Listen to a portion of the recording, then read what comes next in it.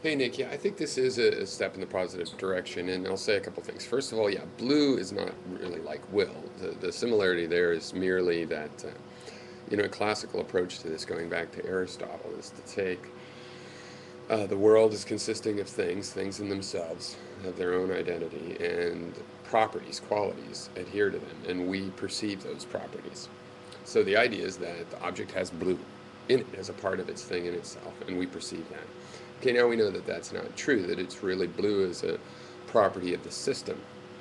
Okay, and we often talk about the system being the object in our eyes, but really, it's the sun or other light source, it's the object, and it is our eyes, and it's every neuron between our retina and when we realize a conscious perception. Okay, and that's the same sense I'm saying that will exists. It's a property of a system. And why do we need to discuss that property? Well, I don't know. Why do we need the laws of thermodynamics? I mean, theoretically, they should be covered by Newtonian physics, but we have different principles of thermodynamics because the Newtonian principles don't really directly apply, or in the sense that which they do apply, we need to apply them in a complex fashion, right? We're going to make, derivations of why entropy has to increase. We make certain assumptions in our model, and it's a very complex model. So we don't talk in terms of a single particle. There's so many particles, and we can't know where they are, so we use another means. And it's the same way with will. I mean, it's a different kind of action.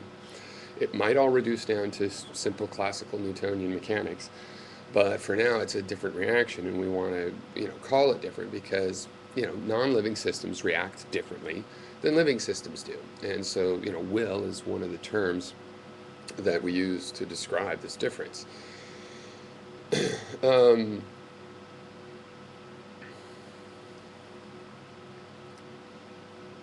so, um, beyond that, there's the issue of you don't want people to assume because there's this quality that they just have make these assumptions that, oh, I have something called will, therefore will is the following.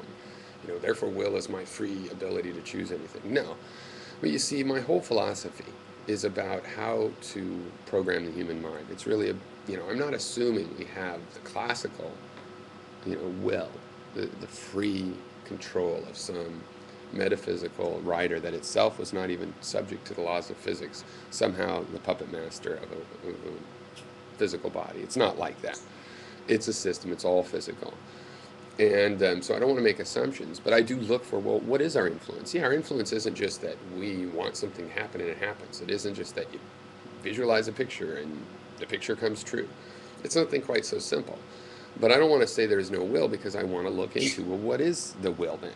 And if it turns out that, there's no actual choice in will and it's totally deterministic, fine, then we'll have a definition for will that shows us that that part was an illusion.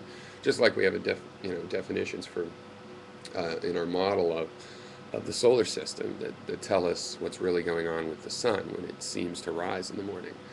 Um, I think, just to say a little bit on that, we are perceptual processors. We take perceptions in. We don't get them directly from the senses. They've been processed. Our conscious mind is some subset of what we would really want to call our internal selves. And we get these perceptions, we process them, and the output is more perceptions. And if they're stored as memories, I think to remember them, we re-perceive them. They are altered and reinterpreted once again. They're not just pulled up like a computer file. And so within that, where's the power? And you see the will there is just in how you process perceptions. You take these, well, let's call them visual, but they can be in any sensual space. And you take these visual perceptions and you produce a visual perception. And that visual perception is just a picture that slightly influences how things are going to go. So if your perceptions, you're processing your stream of perceptions and you see something in your life you don't like in that stream of perceptions, um, then you can visualize changes. Let's say you're always out walking and you never see the right fruit. It's your friend. So you process those perceptions and you think about the fruit and you picture, well, what is a ripe fruit? And when I do see them, where do I see the ripe fruit? Or when my friends see the ripe fruit, where do they see them? And as you visualize in what situation you might find such a ripe fruit, you become ready. You have a pattern ready to recognize that. And so you're more likely to recognize it the next time. So if that recognition is entirely deterministic, fine, but you are one of the things producing perceptions that lead to that determinism, so you are in the loop and taking part in that loop. Now, if it turns out all the perceptual processing is entirely deterministic, then I will be wrong. But I still think that it's that you have to go into this fine level. You can't simply say, oh, there's no dualism, so there's no will, which is a shorthand for kind of what you said, what you've been saying, in my interpretation. And you have to actually say, well, there's no dualism, so there's no like metaphysical will. So what is this phenomenon of will really going to be associated with? And I think you'll have to find that there's this perceptual processing, and you will have to talk about why our perceptual processing is or is not involving choice, which seems to be the real dispute. Okay, cheers.